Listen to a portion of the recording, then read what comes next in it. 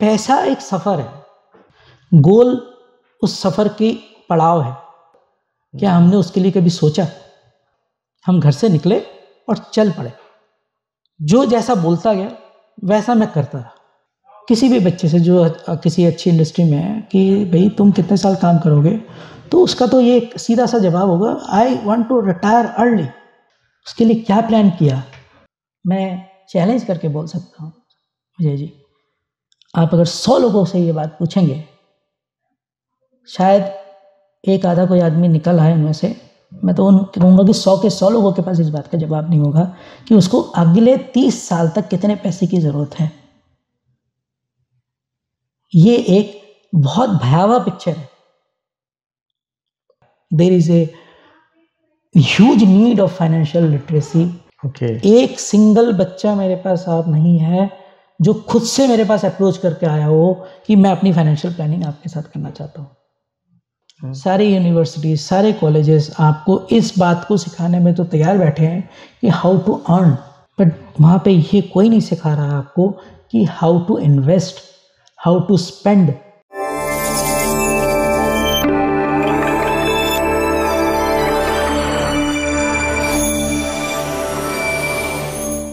नमस्ते दोस्तों, मेरा नाम है विजय ठाकुर और मैं स्वागत करता हूं आपका आपके YouTube चैनल में। आज हमारे साथ हैं अनूप मुखर्जी, जो सारथी इन्वेस्टमेंट ग्रुप के मालिक हैं। अनूप जी ने जो अपना कैरियर शुरू किया था वो होटल मैनेजमेंट से शुरू किया। इन्होंने ताज, इन्होंने ओबराय जैसे होटलों में काम किया, नरूला ग्रुप ऑफ होटल्स में इन्होंने काम किया। उसके बाद सडनली इन्होंने नौकरी वोकरी छोड़ करके सीधा म्यूचुअल फंड इंडस्ट्री में आ गए। आज हम इनसे बात करेंगे कि म्यूचुअल फंड जरूरी क्यों है, म्यूचुअल फंड में इन्वेस्टमेंट क्यों करना चाहिए और क्यों अभी इस समय मार्केट में इन्वेस्टमेंट एसेट में म्यूचुअल फंड सबसे अच्छा एसेट है। ये क्या सोचते हैं, इसको लेकर के हम बात करेंगे।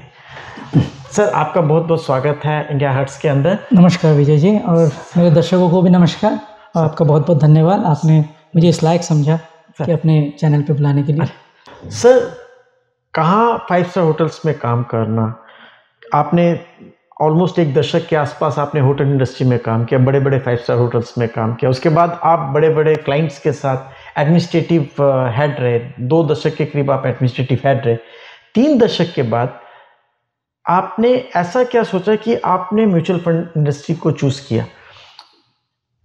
खाने का, एडमिनिस्ट्रेशन का म्यूचुअल फंड से कोई दूर दूर का रिश्ता नहीं है। क्यों आपने म्यूचुअल फंड को चूज किया? ऐसा क्या कारण रहा? इसमें थोड़ा सा मैं शायद मेरा जो जवाब होगा थोड़ा स्पिरिचुअल हो जाएगा जी। म्यूचुअल फंड इंडस्ट्री या फाइनेंस इंडस्ट्री को मैंने नहीं चूज किया, इस इंडस्ट्री ने मुझे चूज किया। हाँ, मोदी जी की तरह। तो आपको म्यूचुअल फंड इंडस्ट्री ने आपको बुलाया? मेरे को बुलाया और मुझे सडनली एक बात समझ आई कि ये एक ऐसी दुनिया है, समुंदर है जहाँ पे मैं अपने लिए और एक अंदर से हम सबकी एक इच्छा होती है कि हम किसी की दूसरे की जिंदगी में क्या कंट्रीब्यूट कर सकते हैं। हमने कोई चैरिटेबल वो तो नहीं खोली, कर सकते तो अच्छा था, ठीक है, वो दान पुण्य अपनी जगह पे है, बट ऐसा क्या मैं अपने स्किल से कर सकता हूँ तो मैं दूसरों की ज़िंदगी में कुछ फ़र्क ला सकूँ, उनकी ज़िंदगी को बेहतर कर सकूँ, उनकी ज़िंदगी को, उनके सपनों को अचीव करने में उनकी मदद कर सकूं। तो ये जो दुनिया थी ये मुझे बहुत फैसिनेटिंग लगी और साथ साथ मेरी अपनी ग्रोथ थी, नॉलेज, पैसा, प्रोग्रेस, स्टेटस, है ना, और अपना रिटायरमेंट प्लान। हाँ, मतलब दुनिया को रिटायरमेंट प्लान सिखाते सिखाते आपको लगा कि इसमें आपका सबसे अच्छा रिटायरमेंट प्लान भी छुपा हुआ है। हम अपने ज़िंदगी में क्या करते हैं, हम एक नौकरी करते हैं और नौकरी करते करते जो आधी दुनिया यही कर रही है शायद, कि आपने एक अच्छी कैसी पढ़ाई करी, करने के बाद आपने नौकरी ले ली, नौकरी लेने के बाद आप उसी में नौकरी में लगे रहे 50-60 साल की उम्र में आपने नौकरी छोड़ दी या रिटायर छोड़ कहाँ दी, उसको तो छुड़वा दी जाती है। हाँ, है ना, 30 साल के बाद तो। हाँ, और मेरा ये तजुर्बा है कि अगर सरकारी नौकरी आपकी नहीं है, आप कॉर्पोरेट में है और आप अगर मिड मैनेजमेंट में है तो शायद 50 के बाद आपको वो बर्दाश्त करते नहीं, है ना। मेरे बहुत से जानकार ऐसे लोग हैं, अच्छे पढ़े लिखे लोग हैं, जिनको after 50 they have to struggle to survive in that corporate और they have to leave the organisation. तो ये एक ऐसा डायलेमा है लोगों की ज़िंदगी में जो प्लान नहीं है, उन्होंने रिटायरमेंट प्लान नहीं करी है ना, उन्होंने अपनी ज़िंदगी के बारे में आगे सोचा ही नहीं कि क्या करना है। मुझे ये लगा मेरा ये प्रोफेशन, मुझे आखिरी ज़िंदगी तक अगर मैं स्वस्थ रहा, मैं खुद भी काम कर सकता हूँ, मैं लोगों को भी डायरेक्शन दे सकता हूँ और मैं अपने आप को व्यस्त रख सकता हूँ। तो आपकी ज़िंदगी की ये फाइनल इनिंग चल रही है, ये कहा जाए, है ना। पहली इनिंग में आपने होटल मैनेजमेंट किया, दूसरी इनिंग में आपने एडमिनिस्ट्रेशन किया, और ये तीसरी इनिंग चल रहा है जिसमें आप फाइनल मैच की तैयारी कर रहे हैं। और मैं एक बात और ऐड करना चाहूँगा, जो मैं अब तक करता आया और जो अब मैं कर रहा हूँ, ये जितनी खुशी मुझे आज देती है, जितना पीस ऑफ माइंड देता है, जितनी मैं अपने आप को संतुष्ट महसूस करता हूँ, वो मैंने कभी आज तक नहीं किया। म्यूचुअल फंड इंडस्ट्री में एक बड़ा पुरानी कहावत है कि अगर आपने 50 या 100 SIP खुलवा लिए, तो जब आप ऊपर जाएंगे तो चित्रगुप्त को जब देखेंगे कि अच्छा इसने 100 सिप खुलवाई है, तो आपके सारे पाप धुल जाएंगे कि भैया इसने इतना पुण्य का काम कर लिया है कि हाँ, अब इसको जो इसने छोटे मोटे पाप किए वो खत्म हो गए। आम लीडर्स को अगर हम बताएं कि लोगों के लिए, आम लोगों के लिए ये बताया जाए कि म्यूचुअल फंड जरूरी क्यों है, सिप या डिसिप्लिन इन्वेस्टमेंट जरूरी क्यों है, तो आप उसको कैसे बताना चाहेंगे? सर, मैं एक बात बताना चाहूँगा कि हमें ये क्यों बताना है कि पहले तो भाई सिप क्यों जरूरी है, पहले तो म्यूचुअल फंड क्यों जरूरी है। इसकी ज़रूरत नहीं है, ये तो एक रास्ता है, ये तो एक गाड़ी है। ठीक, भाई आपने इस गाड़ी में चढ़ना है या उस गाड़ी में चढ़ना है, ये आपकी डिसीजंस हैं। हम आपको एडवाइस कर सकते हैं कौन सी गाड़ी कैसे जाती है। आपको जब आप एक घर से निकलते हैं तो घर से निकलने के कई रीज़न होते हैं। आपको हो सकता है एक पड़ोस की दुकान में जाना है, कुछ सामान लेके आना है। आपको हो सकता है 10 किलोमीटर जाके महीने का सामान लेके आना है, या आपको एक सफ़र पे निकलना है, जो कि हो सकता है 1 दिन का सफ़र हो, 2 दिन का सफ़र हो, 15 दिन का सफ़र हो। तो जब आप घर से निकलते हैं, आप ऐसा कभी नहीं करते हैं कि घर से निकल के सोचते हैं कि मैं कहाँ जाऊँ, ये तो कभी नहीं करते। लाजमी है। आप पहले घर से निकलने से पहले इस बात की तैयारी करते हैं कि यार मुझे दूध लेने जाना है, तो मैं चप्पल पहन के दूध लेके आ जाता हूँ। लेकिन मुझे अगर सब्जी बाजार में, मार्केट में जाना है, तो मैं थोड़ा सा बेटर प्रिपेयर होकर इतना पैसा लेके और स्कूटी पे निकल गया। और अगर मुझे दूर जाना है तो शायद गाड़ी या मोटर बाइक ले लूँ, और अगर मुझे किसी एक शहर से दूसरे शहर जाना है, जो कि जिसके लिए मुझे बहुत पहले प्लान करना पड़ेगा, मुझे ट्रेन या बस की ज़रूरत पड़ेगी, और उसके लिए टिकट का अरेंजमेंट करूँगा, कहाँ जाऊँगा ये पहले मैं फ़ैसला करूँगा, और वो टिकट कैसे मिलेगी उसका मैं फ़ैसला करूँगा, और फिर मैं अपनी सफ़र शुरू करूँगा।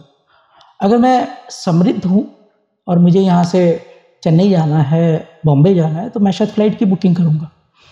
तो हम अपनी ज़िंदगी के फ़ैसले ऐसे करते हैं, किसी तरह की सफ़र। तो पैसा एक सफ़र है, हमारी ज़िंदगी में पैसा हमारे सफ़र को पूरे कर रहे होते हैं। गोल उस सफ़र की पड़ाव है, उस पड़ाव को हम कैसे पूरा कर रहे हैं, क्या हमने उसका कोई फ़ैसला लिया, क्या हमने उसके लिए कभी सोचा कि आने वाले समय में हम क्या करते हैं। अपनी घर से निकलने के सामान के लिए तो 10 बार सोच रहे हैं, लेकिन अपनी ज़िंदगी को आज मेरा पैदा हुआ, मैं 20-25 साल मेरे हो गए, उसके बाद में अगले 70, 80, 85, 90 साल तक मैं जी गया। इसमें कितने पड़ाव आएंगे, उन पड़ावों को मैं कैसे अचीव करूँगा, इसके बारे में हमने कभी सोचा ही नहीं, ना ही किसी ने बताया, ना ही कोई समझाने बैठा। हम चल पड़े, हम घर से निकले और चल पड़े। जो जैसा बोलता गया वैसा मैं करता रहा। इस चीज़ को पहले समझना बड़ा ज़रूरी है कि मैं अभी घर से निकला हूँ तो मेरे क्या क्या पड़ाव हैं। मेरे को हो सकता है 2 से 3 महीने या 6 महीने में कुछ ऐसे खर्चे आ रहे हैं जिन खर्चों को मुझे इमीडिएट मीट करना है। 3 साल बाद मेरे कुछ कैसे खर्चे हो सकते हैं कि मेरा फैमिली में मैं जा रहा हूँ, मेरा बच्चा है और बच्चा स्कूल में उसकी एडमिशन की ज़रूरत है। 18 से 20 साल के बाद उस बच्चे को हायर एजुकेशन की ज़रूरत है।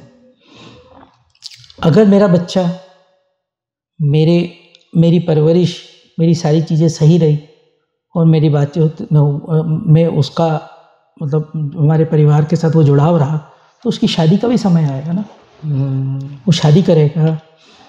उस समय में आते आते मैं शायद आज जिस घर में रह रहा हूँ, हो सकता है मैं एक दूसरा घर अपने आप को अपग्रेड करने के लिए लेना चाहूँ, जो कि मेरी शायद 40-45 साल की उम्र में आए। ये सब करते करते पता चला जी बिटिया आ गई, वो भी बड़ी हो गई, उसकी शादी हो गई, और मैं कहाँ पहुँच रहा हूँ साहब। मैं शायद ये सोच ही नहीं रहा। मैं 55-60 की उम्र में पहुँच गया। मैंने कितने साल काम किया? 25 से 30 साल जी। और उसके बाद कोई मेरे को काम देगा? अगर मेरे में स्किल है, शायद मैं उस स्किल के साथ कुछ साल जी लूँ, लेकिन मेरा अगर शरीर कितना स्वस्थ है, मैं कितना समय दे सकता हूँ। और आगे के सबसे बड़ा जो रिस्क है 60 साल से लेके 80, 85, 90, 100 तक आप जी सकते हैं। मैंने 100 का आंकड़ा इसीलिए बोला है, आज अगर अपने आसपास आप देखें 80-85 साल के लोग बड़े आराम से मिल जाते हैं। आज से 40 साल पहले 60-65 में लोगों का देहांत हो जाता था ड्यू टू सेवरल रीजंस। आज मेडिकल साइंस बहुत तरक्की कर गया है, लोग अपनी हेल्थ के प्रति अवेयर हो गए हैं, ठीक है, तो अपने आप को स्वस्थ रखना जानते हैं, चाहते हैं, तो उनकी लाइफ स्पैन तो बढ़ गई। आज किसी बच्चे से आप बात करने जाए, किसी भी बच्चे से जो किसी अच्छी इंडस्ट्री में है, कि भाई तुम कितने साल काम करोगे, तो उसका तो ये सीधा सा जवाब होगा, I want to retire early. True 40-45 साल के अंदर वो चाहते हैं कि they should be financially free. No, they should be financially free, that is the fact, but they have not thought about it, they have not planned about it. They have not planned about it. They only think I will retire early. क्या करोगे? घूमेंगे फिरेंगे, अपनी मस्ती करेंगे, अपनी ज़िंदगी जिएंगे। बढ़िया, बहुत अच्छा। उसके लिए क्या प्लान किया? अच्छा कर रहे हैं, क्या कर रहे हो जी? फलाना स्टॉक्स में पैसा लगा रखा है, फलानी FD कर रखी है, फलाना कैसे कर रहा है, क्या कैलकुलेशन करी थी? भाई 45 में आप रिटायर होना चाहते हो, 50 में आप रिटायर होना चाहते हो, अब 80 साल तक आपको हर साल कितना पैसा चाहिए? आपने रिवर्स कैलकुलेशन किया? क्या मैं चैलेंज करके बोल सकता हूँ अजय जी, आप अगर 100 लोगों से ये बात पूछेंगे, शायद एक आधा कोई आदमी निकल आए उनमें से, मैं तो कहूँगा कि 100 के 100 लोगों के पास इस बात का जवाब नहीं होगा कि उसको अगले 30 साल तक कितने पैसे की ज़रूरत है। ये एक बहुत भयावह पिक्चर है, खास तौर पे तब जब हमारे खर्चे साल दर साल बढ़ते जाएंगे और मेडिकल खर्चे हद से ज़्यादा बढ़ेंगे। आज की बच्चे की, जो कि अच्छा है, कोई बुराई नहीं है, बट डिस्क्रिशनरी खर्चे और नॉन डिस्क्रिशनरी खर्चों का उनको पता ही नहीं है कि ये फर्क क्या है। वो आज मॉल में जाता है, हो सकता है उसे एक ईयरफोन लेने की ज़रूरत थी, जो कि हो सकता है 1.5, 2, 3, 4 हज़ार के अंदर आ जाए। जब वो घर में आएगा उसका बिल 10,000 का हो चुका होता है। 10 नहीं साहब, 1 लाख भी हो सकता है, मोबाइल ही लेकर के आ जाता है। ये जो चीज़ है, ये शायद आगे के पिछले हमारे फादर मदर के टाइम पे नहीं था। इम्पल्स बाइंग हैबिट्स है ना। आज आपके पास अवेलेबल है, आप बिग बाजार में जाते हैं, एक चीज़ लेने जाते हैं, एक के साथ दूसरा फ्री मिल रहा है, क्योंकि वहाँ पे लिखा हुआ है कि एक के साथ एक फ्री मिल रहा है, तो आपको लगता है ये तो बहुत अच्छी डील है। आपको ज़रूरत है कि नहीं आप नहीं जानते, आप उठा लेते हैं, आप तुरंत उसको सोचते हैं कि मैं तो आज बहुत बढ़िया डील लेके आ गया। तो आप एक हैबिट हो चुकी है, हर वीकेंड में, हर छुट्टी में हमें बाहर खाने में जाना है। बिल्कुल ठीक। एक तरफ इंडस्ट्री आपको बोलती जा रही है कि you stay away from junk foods, लेकिन आज की जनरेशन उस पर चली जा रही है। ये कौन उनको समझाएगा, ये कौन उनको बताएगा? There is a huge need of financial literacy and financial advisors. The parents should know कि उनको कहाँ डायरेक्ट करना है। मेरे पास जितने 25 to 35 के एज के जो बच्चे हैं, सारे because their parents has guided. Okay. एक सिंगल बच्चा मेरे पास आप नहीं है जो खुद से मेरे पास अप्रोच करके आया हो कि मैं अपनी फाइनेंशियल प्लानिंग आपके साथ करना चाहता हूँ। क्या आप सोच सकते हैं कि ये कितनी बड़ी त्रासदी है? और जबकि वो हमसे ज़्यादा पढ़ी लिखी ब्रीड है, हमसे ज़्यादा वेल इन्फॉर्म्ड है, हमसे ज़्यादा टेक्निकली अपग्रेड है, और ये कहें कि हमसे ज़्यादा अर्निंग भी कर रहे हैं। क्योंकि मुझे याद है मेरी पहली सैलरी शायद 2850 रुपये की थी 1990 के अंदर, कुछ ऐसे ही था। और आज तो 40-50 हज़ार से कम की तो कोई बात कुछ नहीं है। 40-50 हज़ार तो मतलब वो बहुत कम सैलरी ले रहा है, कम सैलरी लेकर के चल रहे हैं। तो ऐसे माहौल में भी अगर उनको कुछ नहीं आता है तो उनको फाइनेंशियल लिटरेसी नहीं आती है, और ना उसकी वो प्लानिंग करते हैं। आज की डेट में जी शायद थोड़ा सा शुरू हुआ है, बट उतनी रिगरसली नहीं हुआ है। सर, सारे स्कूल, सारे यूनिवर्सिटीज, सारे कॉलेजेस आपको इस बात को सिखाने में तो तैयार बैठे हैं कि हाउ टू अर्न, बट वहाँ पे ये कोई नहीं सिखा रहा आपको कि how to invest, how to spend, what is discretionary expenses, what are non discretionary expenses, what is desires and what are needs, wants, what are needs, what are wants and what are needs. Yeah, true. Sir, आप पहले के time पे आप भी थे, हम भी थे, हमारी जेब में जो भी महीने के एक बजट का पैसा आता था। आज की डेट में बजट नाम की चीज़ है नहीं। Ask them do they budget, कोई बजट नहीं करता सर, क्योंकि हर चीज़ आपके मोबाइल पे पड़ी है, हर चीज़ डिजिटली अवेलेबल है। आपको कोई चीज़ ज़रूरत है, it is so easy to swipe और स्कैन। बट पहले क्या होता था कि आपकी जेब में जब वो पैसा होता था, आपने देखा यार आज तो मेरे पास ये 500, 1000, 2000 जो भी पड़े हैं, तो you think twice to spend. और दूसरा कि कौन बैंक जाए, कौन निकाले। एटीएम भी नहीं होते थे। एटीएम भी जो शुरू हुआ शायद 2000 के आसपास से थोड़ा सा फैलना शुरू हुआ। उससे पहले तो एटीएम भी नहीं हुआ करते थे। बैंक से जाते थे, लाइन में लगते थे, पैसा निकालते थे, टोकन मिलता था, पैसा निकाला, फिर देखा कि आज भी आप एक 500 रुपये जब खर्च करेंगे, you will feel that the expense. आप जा रहे हैं, आपने 100 रुपये की चीज़ खरीदी या 90 रुपये की चीज़ खरीदी, आई कैन गारंटी यू जब आप 90 रुपये की जगह वो 400 वापस करेगा और 10 नहीं वापस करेगा या वेट करेगा, यू विल आस्क भैया 10 रुपये कहाँ गए। But when you are spending on your mobile on a button, you don't feel that pain. हम अपने बच्चों को नहीं सिखा रहे हैं साहब। हमारे बच्चों को लगता है ये मोबाइल जो है जिन है, इसमें से तो पैसा निकलता ही रहता है, कभी जब देखो पैसा निकलता है। जब मेरे पापा को बोल दिया, जब मेरी मम्मी को बोल दिया, इन्होंने ऑर्डर करा और आ गया। Why don't we give them money? Tell them spend yourself. तब प्रॉब्लम जो है ना वो नहीं है, हम तो सिखाने को तैयार बैठे हैं, अगर वो सीखे तो। आजकल तो बच्चे पैदा नहीं हो रहे हैं, आजकल तो हमारे माँ और बाप पैदा हो रहे हैं जो बच्चे पैदा होना बंद हो चुके हैं। वो तो हमें बताते हैं आप ऐसा नहीं ऐसा करो, ऐसा नहीं ऐसा करो। वो तो इट्स अ जनरेशन गैप। हमें देखना पड़ेगा पैसे के मामले में, हमें अपने बच्चों को बहुत अवेयर करना पड़ेगा, बहुत जागरूक करना पड़ेगा। और अगर नहीं किया तो ये बहुत भयावह स्थिति होने वाली है।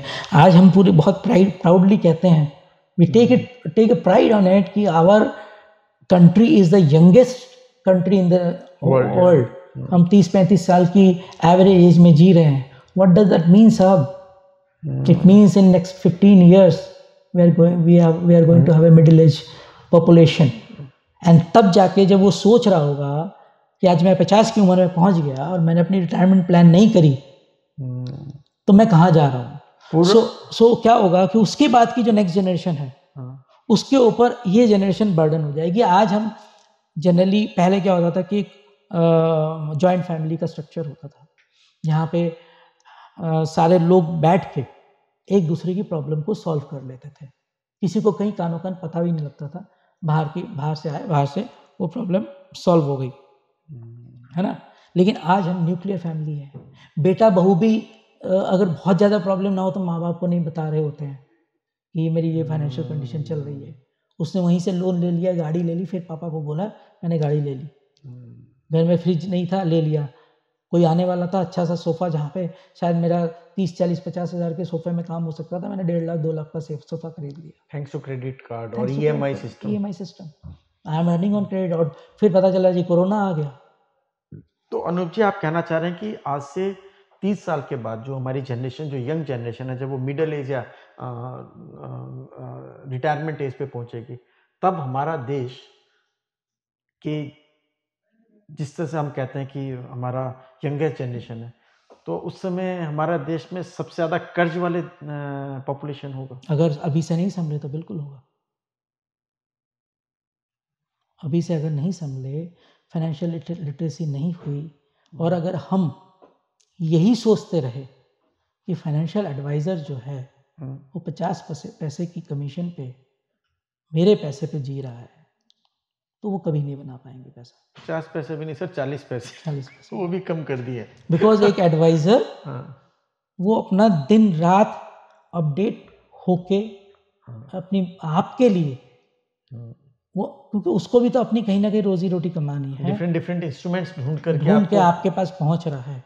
वो आपको ठगने नहीं आ रहा है, वो आपको गाइड करने आ रहा है, क्योंकि आपकी तरक्की में ही उस एडवाइजर की तरक्की है, इस इंडस्ट्री की तरक्की है। हमारे देश में 4 रेगुलेटरी बॉडीज, ठीक है, जो कि पैसे को लेके मैनेज करती है। पहला इंश्योरेंस की IRDA, ठीक है, banking RBI, equity market, security market SEBI, ठीक है। अभी एक और रेगुलेटरी बॉडी आई है जो पेंशन स्कीम को मैनेज करती है, PFRDA, ठीक है, ठीक है। इसके यूनिवर्स के बाहर साहब कोई पैसा मैनेज नहीं होता। मतलब इन्वेस्टर्स को ये होना चाहिए कि जहां भी वो पैसा डाल रहा है, क्या वो गवर्नमेंट की रेगुलेटेड बॉडी के साथ जुड़ा हुआ है या नहीं जुड़ा हुआ है, और अगर वो जुड़ा हुआ है तो उसका पैसा काफी हद तक सेफ है। करेक्ट है ना, और अगर उससे जुड़ा हुआ नहीं है तो वो सेफ नहीं है। जैसे सहारा की जो स्कीम है वो किसी भी रेगुलेटरी बॉडी के साथ जुड़ी हुई नहीं है, या पर्ल की स्कीम है, या जितनी भी पॉन्जी स्कीम चल रही है गांव के अंदर चल रहा है कि 100 रुपए देते जाओ, वो आते हैं। मैंने इसीलिए बोला there you have to understand कि व्हाट इज ग्रीड। हम दो चीजों से पैसे को तोलते हैं, और पैसे की जो डिसीजंस लेते हैं हम दो ही चीजों पे लेते हैं। Either there is a scarcity, we are fearful, और we are greedy. whenever you are greedy and whenever you are scared, आप गलत डिसीजंस लोगे। आपको इन दोनों चीजों से ही बचना है। ओके, यहाँ पर तो देखो ना, हम जैसे सेबी में हैं, सेबी से हमें गाइडलाइन हुआ है, या एमपी हमें गाइडलाइन करते हैं, वहाँ पर तो हम जो हमारी स्कीम्स हैं वो 15%, 17%, 19%, 21%, 12%, 13%, अभी बता रहे थे कि सबसे कम जो स्कीम है शायद 11-12% देती है। उसके बावजूद भी हमें सेबी ने बांध करके रखा है कि आप नहीं बता सकते कि आप कितना परसेंट एक चीज आपको बहुत कॉमन से बताता हूँ साहब। क्या किसी पॉन्जी स्कीम के आगे कोई डिस्क्लेमर लिखा होता है? लेकिन आप उस पॉन्जी स्कीम में पैसा लगा रहे हो। लेकिन जब एक म्यूचुअल फंड की स्कीम के अंडर में वो डिस्क्लेमर आ रहा है, यू फील कि ये तो मेरा पैसा खतरे का सौदा है। आप डिस्क्लेमर को, तो मैं डिस्क्लेमर को कनेक्ट करता हूं एक चीज के साथ। सब रोड एक्सीडेंट्स कितने होते हैं अगर निकालेंगे तो हर साल दर साल बढ़ते चले जा रहे हैं, राइट? आप बस में बैठते हैं, क्या वहां पे कोई डिस्क्लेमर है? रेल में बैठते हैं, क्या डिस्क्लेमर है? हवाई जहाज में बैठते हैं, क्या डिस्क्लेमर है? हवाई जहाज में है। अच्छा। हवाई जहाज में जब बैठते हैं आप, वहां पे क्रू मेंबर आता है, आपको सारी चीजें बताता है रिस्क बिफोर फ्लाइंग। अच्छा, मुझे नहीं मालूम था। ओके सर, जो हवाई जहाज में बैठता है उसको वहां पे वो डिस्क्लेमर भी दी जाती है, उसको सारे ऑक्सीजन मास्क, उसको सारी चीजें बताई जाती है, भागने का रास्ता भी बताया जाता है, भागने का रास्ता बताया जाता है। वहां पे एक ब्लैक बॉक्स होता है जो सब कुछ रिकॉर्ड कर रहा होता है। तब तो आप नहीं डरते। वहां डिस्क्लेमर दी गई कि भाई साहब ऐसा हुआ तो ऐसा, अगर टर्बुलेंस हुआ, ये हुआ, फलाना हुआ, ढमकाना हुआ, तो आपको 10 फीट नीचे आ जाओगे। लेकिन आप उससे नहीं डर रहे। और आप अगर रिकॉर्ड देखेंगे, स्टैटिस्टिक्स देखेंगे, जहाँ ये जो ट्रेन एक्सीडेंट्स हैं और रोड एक्सीडेंट्स हैं, they are the highest, and for the aeroplane, aero industry के लिए सबसे कम क्रैशेस हैं। और साल दर साल क्रैशेस कम हो रहे हैं। क्यों कम हो रहे हैं? क्योंकि हर एक एक्सीडेंट जिस वजह से हुआ वो नेक्स्ट टाइम उस वजह से नहीं होता। वो ब्लैक बॉक्स में सारा रिकॉर्ड करके एनालाइज, क्योंकि वो करेक्शन हो रहा है, पूरी टीम देखती है उसको, उसके बाद वो करते हैं। So this industry is like that. हाँ, मतलब आप ये कहें कि म्यूचुअल फंड इंडस्ट्री जो है वो हवाई जहाज में उड़ने की तरह है, और जो पॉन्जी स्कीम्स हैं वो आप सड़क के ऊपर चल रहे हैं, कभी भी कुछ हो सकता है। ठीक ठीक ठीक ठीक ठीक। ये एक समझने वाली चीज़ है। और दूसरा, मैं लोगों को, मेरे को आज भी याद है जब मैंने ये जर्नी शुरू करी थी इंडस्ट्री की, फाइनेंशियल इंडस्ट्रीज की, एक ट्रेनर हमारे थे, ही यूज्ड टू से कि 10 साल आप इस इंडस्ट्री में पैसा लगाओ, SIP करो, जो भी करो, और मुझे वो पैसा लूज करके दिखाओ। I challenge you. आप ग्रोथ छोड़ दो, ग्रोथ तो जो होगा होगा, देखा जाएगा, मुझे उसमें लॉस करके दिखाओ। बहुत प्रोफाउंड, बहुत पावरफुल चीज थी ये। उस समय समझ नहीं आई, आज समझ आता है साहब। आज भी मैं सिंपल, जिन लोगों को कुछ समझ नहीं आता इंडस्ट्री का, सिर्फ एक लाइन डाले गूगल पे, worst performed mutual fund in last 10 years। मैं आपके, जब भी ये ब्रॉडकास्ट हो रहा होगा ना, मैं उनको कहता हूँ कि आप पॉज करिए इस वीडियो को, आप जाइए गूगल पे, डालिए worst perform mutual fund in last 10 years। 11-12% से कम रिटर्न, सर डबल फिगर से नीचे है नहीं। तो जिसने भी आपको सबसे बुरा फंड भी दिया, उसने आपके ट्रेडिशनल ग्रोथ से तो बेटर दे दिया। FD आपको 7.5% देता है, उससे 2.5-3% तो आपको ज्यादा दिया। PF आपको 8% देता है, उससे भी आपने 2-3% ज्यादा दिया। जो कॉर्पोरेट बॉन्ड है वो भी आपको 9%, और वहां पे आप TDS कटवा रहे हो, यहाँ पे कैपिटल गेन टैक्स जा रहा है। और इस इंडस्ट्री में लिखा आता है कि it is subject to market risk. और फैक्ट ये है कि 35 साल या 40 साल की जो इसकी इंडस्ट्री है, चाहे वो इंडिया की हो चाहे अब्रॉड की हो, कोई भी म्यूचुअल फंड ऐसा नहीं है जिसने पैसा लूटा हो या बर्बाद हुआ हो या किसी इन्वेस्टर का पैसा मरा हो। सर कुछ चीजें आती हैं वो हर इंडस्ट्री में होती हैं, वो इंडिविजुअल इंसिडेंट्स हैं जहाँ पे थोड़े आपको स्कैम्स मिलेंगे, या वो छोटे हैं, उसमें पब्लिक का पैसा नहीं लूज हुआ है, वो एक अलग लेवल की स्कैम्स हुई है। वो इंसिडेंट्स, मैंने जैसे बोला हवाई जहाज का, भाई एक बार होता है, दोबारा तो वो नहीं आता। अरे सर, वैसा अगर आप देखोगे तो मलाया जी ने हमें लूट खाया, पता नहीं कितने मलाए थे, बैंकों को पूरा लूट खाया, तो हमने बैंक में पैसा डालना फिर भी बंद तो नहीं किया। कम से कम बैंकों का जो स्कैम था मेरे ख्याल में 1 लाख करोड़ के आसपास का स्कैम था, जो कि कॉर्पोरेट मलाया जैसे बंदे लेके चले गए। सेकेंडली आप अगर चौकसी जैसे बंदे लेके चले गए, और उसके बावजूद भी लोगों ने पैसा डालना बंद नहीं किया। यहाँ पर तो आपका पैसा कहीं गया ही नहीं। अगर पिछले 30-35 साल की हिस्ट्री में देखें तो म्यूचुअल फंड का कोई भी ऐसा पैसा नहीं है जो कि इन्वेस्टर का पैसा 1 रुपया भी कहीं मरा नहीं है साहब। खुद इट्स ए नोशनल लॉस। मैंने क्या बोला, वो तो मार्केट रिस्क। आप ग्रीड एंड फियर से अगर ड्रिवन है, आपको मार्केट में लगा पैसा गिर गया, आपने 10 लाख रुपए लगाए थे, 2 महीने पहले लगाए थे, अचानक मार्केट गिरा और 10 लाख का 9 लाख हो गया, आप डर गए, आपने निकाल लिया। Now you have booked your loss. If you book your loss, certainly it's a permanent loss. वहां पे पड़ा है 9 लाख रुपए, क्या हुआ? क्या आप किसी प्रॉपर्टी में जब पैसा लगाते हैं, क्या जो FD में पैसा लगाते हैं, बैंक में हर बार जाके पूछते हैं कि मेरे पैसे की वैल्यू क्या है? क्या प्रॉपर्टी की पैसे हर साल जाके उसकी वैल्यूएशन करवाते हैं कि मैंने प्रॉपर्टी में पैसा लगाया था? सोने के बारे में आप पूछते हैं क्या? You know it will grow, so here it will. पर यहाँ पर अभी ये जो एसेट है, जो म्यूचुअल फंड एसेट है या इक्विटी एसेट है रादर, वो एक नई एसेट है, और उसको अभी लोगों को अंडरस्टैंड करने में शायद हो सकता है कुछ टाइम। सर नहीं कैसे हैं?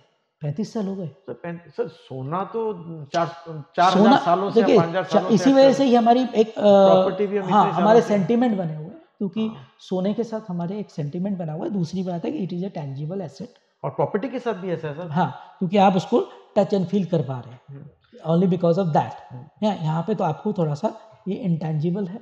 मेरा देहरादून में जो बगीचा है वो 5-10 करोड़ का होगा, और वो मुझे साल या लाख या 2 लाख रुपए कमा के देता होगा साल का, अप्रोक्सीमेट बता रहा हूँ, ज़्यादा नहीं होगा, कम ही होगा।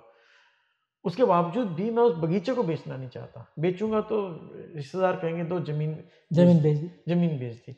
यहाँ पर ऐसा नहीं है। यहाँ पर अगर आपने म्यूचुअल फंड बेच दिया, चलो अच्छा हो, तूने प्रॉफिट बुक कर दिया, वहाँ प्रॉफिट, और जबकि वो हमें रिटर्न नहीं दे रहा है, वो हमें रिटर्न नेग्लिजिबल रिटर्न दे रहा है, नेग्लिजिबल। और खैर ये तो चलो हमारा बगीचा है, लोगों के तो खेत के खेत हैं जो कि बंजर पड़े हुए हैं, उसके बावजूद उसको बेचना पसंद नहीं करते। सोना कुछ नहीं दे रहा, बगीचा उन्होंने डाला हुआ है। एक सर सोना रखने में आप ये नहीं कैलकुलेट कर रहे होते हो क्या, अगर अच्छा सोना आपने रखा हुआ है, क्या उसको आप घर पे रख रहे हो क्या? बिल्कुल। आप बैंक में रख रहे हो, बैंक के लॉकर में रख रहे हो, तो बैंक का लॉकर का जो प्राइस है, हमने सोना तो बढ़ा, और बैंक के लॉकर को जो आपने पैसा दिया हर साल वो कैलकुलेट किया गया, तो अल्टीमेटली कहाँ आके आपने वो उसकी ग्रोथ को देख रहे हो। और यहाँ पर तो आपको मतलब रेगुलर रिटर्न मिल ही रहा है। दूसरी बात ये है कि जैसे एक रिस्क जो वर्ड है, रिस्क वर्ड के साथ हमने ना एक ही मीनिंग निकाल के रख दिया है। रिस्क का मतलब क्या हुआ, मेरा पैसा डूब जाएगा, विच इज नॉट एक्चुअली। क्या सर, इसमें कहीं ना कहीं मुझे नहीं लगता, मुझे कहीं ना कहीं सेबी का जो रेगुलेशन है ना, उसका लोगों को अंडरस्टैंड करने में दिक्कत है। सेबी का रेगुलेशन कहता है mutual fund investment is subject to market risk. ये नहीं कहा कि आपका पैसा रिस्क में है, मार्केट के रिस्क में है। मार्केट नीचे जाएगी तो मिल जाएगा, सेंटीमेंट से। सर रिस्क वर्ड को अगर आप डिक्शनरी में जाके देखेंगे, हाँ, क्या निकालेगा वो? सर आपका पैसा जो बढ़ा है वो भी रिस्क है। सर बैंक ने आपको 7% बोला था, तो 7% दे रहा है, इसीलिए वो आपको कमिटेड है। यहाँ पे किसी ने बाई चांस अगर बोल दिया हो 10%, वैसे कोई बोल नहीं सकता यहाँ पे, 10% का 11% आपको मिल गया, वो भी रिस्क की डेफिनेशन पे आता है। पिछले 3 साल में तो 25% मिले साहब, तो वो भी रिस्क की डेफिनेशन पे आता है। So this is actually the word is volatility, the word is volatility. And during volatility, जब आपका मार्केट, मैंने अभी 2-4 दिन पहले अपने कस्टमर्स को, अपने इन्वेस्टर्स को मैं एक कुछ मैसेज डाला था बुल मार्केट बेयर मार्केट के ऊपर, तो मेरे एक बड़े अच्छे दोस्त ने पूछ लिया, सर ये बेयर मार्केट बुल मार्केट क्या होता है? तो मैंने कहा ये एक बहुत बेसिक सा सवाल, सबको पता भी होना चाहिए, बहुत जेन्युइन है। तो उसके ऊपर मैंने उनको एक पोस्ट बनाई, मैंने उनको बताया कि बुल मार्केट के टाइम पे जब मार्केट ऊपर उठ रहा होता है, बेयर मार्केट पे आप नीचे जा रहे होते हो, बुल मार्केट में आपकी एनएवी बढ़ती है, बेयर मार्केट में आपके यूनिट्स बढ़ते हैं। तो आज जो पैसा आप 1000 रुपए में, ये तो डिस्काउंट चल रहा है अमेजन का। और मेन बात क्या है कि साहब, हम लोग अपने कस्टमर्स के साथ जो बात कर रहे हैं, जो बातचीत कर रहे हैं ना, हम उनको रिटर्न बोल रहे हैं, हम वेल्दी बना रहे हैं, हम उनको सपने दिखा रहे हैं, बट हम उनको उनकी जर्नी कैसी है, वो जो बेसिक नेसेसिटीज है, क्या हम उनको बता रहे हैं कि बजटिंग क्या है?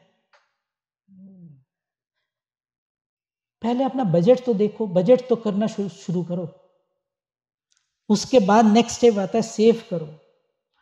आधी दुनिया को लगता है कि saving is investment, they don't know the difference between saving and investments. उसके बाद गोल प्लान करो, किसी के साथ बैठिए जो इस पूरी कवायद को, इस पूरी जर्नी को समझता है, वो आपकी हैंड होल्डिंग करने में आपकी मदद करेगा। उसके साथ बैठिए, अपनी फाइनेंशियल प्लान बनाइए, और किसी भी एडवाइज़र के साथ जाइए। साहब मैं तो कहता हूँ कि मेरे को अभी इतने 1 डिकेड से ऊपर हो गया है, कम ज़्यादा नॉलेज हो सकता है एडवाइज़र का, नियत बुरी मुझे अभी तक नहीं मिली किसी की। क्यों? क्योंकि ये इंडस्ट्री डिज़ाइन ही ऐसी है, आपकी ग्रोथ है तो ही उसकी ग्रोथ है, आपकी ग्रोथ नहीं है तो उसकी ग्रोथ ही नहीं है, तो क्या करेगा वो आपसे? तो आपने 3-4 चीज़ें बताई कि सबसे पहले आप बजट की प्लानिंग करो, फिर आप सेव करो, फिर आप उसको इन्वेस्टमेंट करने के बारे में सोचो, वो भी गोल से लिंक करते हैं। और अगर आप ऐसा करेंगे तो आप काफ़ी हद तक फाइनेंशियल प्रूडेंट हो जाएंगे, आप फाइनेंशियल सिक्योर हो जाएंगे। और ये कहें कि एक सीमा के बाद 10 साल, 20 साल, 30 साल, पर्सन टू पर्सन वेरी करता है, पर 20-30 साल में आप फाइनेंशियली फ्री हो जाएंगे। साहब, मेरे एक ट्रेनर ने शुरू में मेरे को, जब मैं कह रहा हूँ ना कि मैंने जब अपनी कॉर्पोरेट की जॉब छोड़ी, हाँ, पहला जो ट्रेनिंग किया था, हम गए थे जिसके पास, स्टेज में खड़े होके, I don't know whether I will be able to tell this words with that profound, और उस थ्रो के साथ रोंगटे खड़े हो गए थे मेरे साथ, मेरे हाथ में। कहते आप जाइए, पब्लिक को पूछिए, जो व्यवहार तू आज पैसे के साथ करेगा, वो व्यवहार कल तेरे साथ पैसा करेगा। If you don't respect money, money will not respect you. Great great great. अगर आज हम पैसा फजूल खर्ची करते रहेंगे, कल उसी के लिए तरसोगे, उतने ही पैसे के लिए कल तरसोगे साहब। आज अगर आपने उस पैसे की इज्जत करी, पैसे को सही डायरेक्शन दी, पैसे को सही रास्ता बताया, उसका सही इस्तेमाल किया, वो ख्याल रखेगा आपको अगले 25, 30, 50 साल तक, जितनी भी आपकी रिटायरमेंट लाइफ है। और क्या किसी इंसान, कोई आपके पास ऐसा इंसान मिला आज तक कि वो पैसे को पूरी तरह से कंज्यूम करके फिर जिंदगी खत्म करी हो? हम लेगेसी छोड़ के जाते हैं ना, तो हम क्यों नहीं सोचते कि आज हम अपनी अगली जनरेशन के लिए कोई लेगेसी भी छोड़ के जाएंगे? वाई वी थिंक कि मी ओनली, मैं ये कर रहा हूँ, मैं गाड़ी खरीद रहा हूँ, मैं मोबाइल खरीद रहा हूँ, मेरे लिए ये है, मैं यहाँ जा रहा हूँ। मैं ये क्यों नहीं सोच रहा कि मैं जिस जनरेशन को इस धरती पे लाया, उसके लिए क्या लेगेसी आगे के लिए। क्या पहले के टाइम पे आपको याद होगा कि भाई ये प्रॉपर्टी, ये चीज़ आगे के जनरेशन को मिलता था, पास ऑन करते थे। आज के डेट में किसी आज की जनरेशन से बात करिए, do they talk about any legacy transfer? बिल्कुल नहीं साहब, वो सोचते भी नहीं है। वो सोचते भी नहीं कि हमने आगे वाली जनरेशन को क्या दे करके जाना है। ये तो है जैसे जिस तरह से मैंने एक फैमिली को बोला था, और उन्होंने, उनके 2 बच्चे हैं, the day I tell them, I calculated this amount, they were astonished by that. मैंने कहा तुम्हारा बच्चा हुआ है घर पे, एक सिंगल बच्चे के लिए 500 रुपए की SIP आज से शुरू कर दो। जब वो 25 साल का हो जाएगा, उसको बोलना ये 500 रुपए की SIP तुमने निकालनी नहीं है, तुम जब 60 साल के हो जाओगे तब तक इसको चलानी है, और तुम्हारे पास इतना पैसा होगा कि तुम खा के खत्म नहीं कर सकते साहब। इसको नहीं देखना आपको। बस क्या ये छोटी सी बात, ये छोटी सी चीज हम अपनी अगली जनरेशन को, अपने इन्वेस्टर्स को कन्वे कर सकते हैं? अगर एक बच्चा पैदा हुआ और हमने उसकी 500 रुपए की सिप शुरू कर दी, केवल 500 रुपए की उसके माँ बाप ने शुरू कर दी, तो वो जब बच्चा 60 साल का होगा तो कम से कम अगर लेकर के चले मार्केट का, तो जो अगर हम निफ्टी 50 का रिटर्न देखें तो 14.47 है पिछले 25 साल का, पर हम 14.47 नहीं लेके चलते, हम 12% लेके चलते हैं। 12% अगर हम लेके चलते हैं तो 60 साल में वो तकरीबन कितना हो जाएगा? Something around 4 to 5 crore. मतलब 500 रुपए का पैसा बच्चे के लिए हमने जो लगाया, हर महीने जो डाल रहे हैं, उसकी रिटायरमेंट तक 5-6 करोड़, 4-5 करोड़ हो जाएगा। पिछले 2 दशक से हमारे बच्चन साहब, सदी के महानायक, लोगों को करोड़पति बनाने के लिए जुड़े हुए हैं। कितने लोग करोड़पति बने भी हैं। उसको देख देख के लोग अगर एक 10,000 की SIP इन 2 दशक में लगा चुके होते तो खुद करोड़पति बन चुके होते। 2-2, 3-3 करोड़ रुपए सारे ही करोड़पति बन चुके होते। और ये कुछ बिना कुछ मेहनत किए साहब, बिना कुछ मेहनत, बिना कोई दिमाग लगाए, सिर्फ एक डिसिप्लिन। सबसे ज्यादा जरूरी जो चीज है, उस चीज की महत्वता बहुत है। ये रिटर्न कोई मायने नहीं रखता, ये मार्केट रिस्क कोई मायने नहीं रखता। जो शब्द है विच इज डिसिप्लिन, रेगुलरिटी, और कितना टाइम आपने मार्केट को दिया। वारेन बफे इसलिए बने क्योंकि उन्होंने, वारेन बफे साहब का तो एक कथा ही है ना, ये बोलते हैं, बोले मैंने इतनी बातें बोली है, लेकिन जो सबसे महत्वपूर्ण बात है वो किसी ने नहीं, कोई नहीं फॉलो करता कि discipline, stay invested for long time. और दुनिया के सबसे अमीर आदमी बन गए, सड़क वो।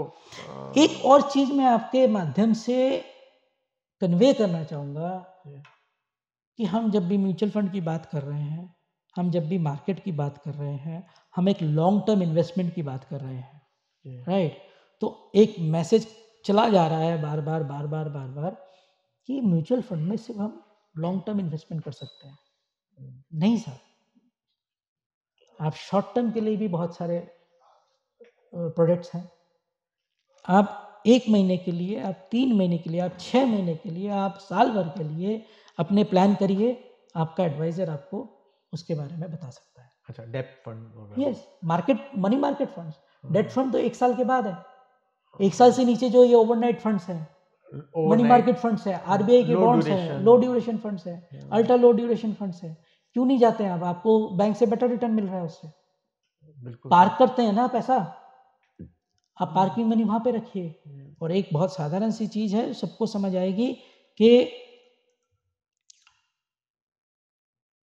पैसा आपकी आंखों से दूर है तो सेफ है,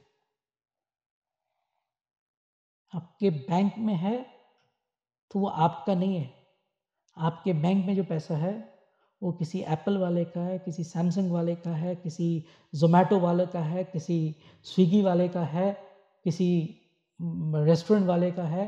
वो बैंक का पैसा वो आपका है ही नहीं। मतलब अगर आपने बैंक में पैसे डाले हैं तो आपको वो खुजली लगती रहेगी पैसा खर्च करने की। करेक्ट। और अगर आपने उस पैसे को इन्वेस्ट कर दिया तो वो ऑटोमेटिकली धीरे धीरे करके ग्रो करता रहेगा। चलिए सर, आपसे मिलकर के बहुत अच्छा लगा और धन्यवाद, बहुत बहुत धन्यवाद। ठीक है सर, नमस्कार सभी दर्शकों को।